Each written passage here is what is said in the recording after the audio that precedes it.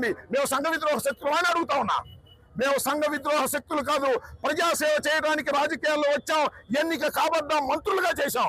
మా మీద కేసులు పెట్టి మమ్మల్ని అణచాలని ప్రయత్నం చేసే లోకేష్ కి, చంద్రబాబుకి బుద్ధి చెప్పి తీరుతాం రాబోయే కాలంలో మనం చేస్తున్నా. ఎంతసేపు పట్టిద్దండి? కాలం గిర్ర తిరిగి వచ్చేసింది. 1 సంవత్సరం అయిపోయింది, ఇక 3 సంవత్సరాలేగా, మధ్య ఇంకో సంవత్సరం ఎలక్షన్లేగా. కాబట్టి కాలం గిర్ర తిరిగి వస్తుంది. ఇవాళ చంద్రబాబు నాయుడు గారు కూటమి ప్రభుత్వం చేస్తున్నటువంటి ఒక అన్యాయమైనటువంటి పరిపాలన, ఇది పోలీసు పరిపాలన, ఇది మిలిటరీ పరిపాలన లాగా ఉంది తప్ప మరొకటి కాదు.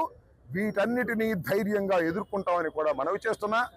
రెంటపాళ్ళ జగన్మోహన్ రెడ్డి గారు వస్తే ఇన్ని 100 మంది మీద కేసు పెడతారని నాకు అర్థం కాలేదు. రెడీగా ఉన్నాం మేము, ప్రతి వాయిదాకు వస్తాం. సత్యనపల్లి మీ అందరికీ అండగా ఉంటాం. 103 పెట్టారు, 113 మందిని పెట్టారు, ఇంకా కొంతమందిని కూడా పెడతారు. ఇప్పుడు 7 పెట్టారు, ఇంకా కొంతమందిని పెడతారు. భార్గవ్ దీనిలో ఉన్నాడు, అప్పిరెడ్డి దీనిలో ఉన్నాడు, మేడం గారు దీనిలో ఉన్నారు. అందరూ బోల్డ్ మంది నాయకులందరినీ దీనిలో పెట్టారు. రోజు వాయిదాకి వస్తాం, మిమ్మల్ని అందరినీ కలుసుకుంటాం, మీకు ధైర్యం చెబుతాం. మీరు మాకు ధైర్యం, మేము మీకు ధైర్యం. కలిసికట్టుగా ముందుకు వెళదాం. ఈ దుష్ట పరిపాలన అంతం చేసేందుకు ఇవాళ నుంచి సమిష్టిగా కృషి చేద్దామని ఈ సందర్భంగా నేను చెప్పదలుచుకున్నాను.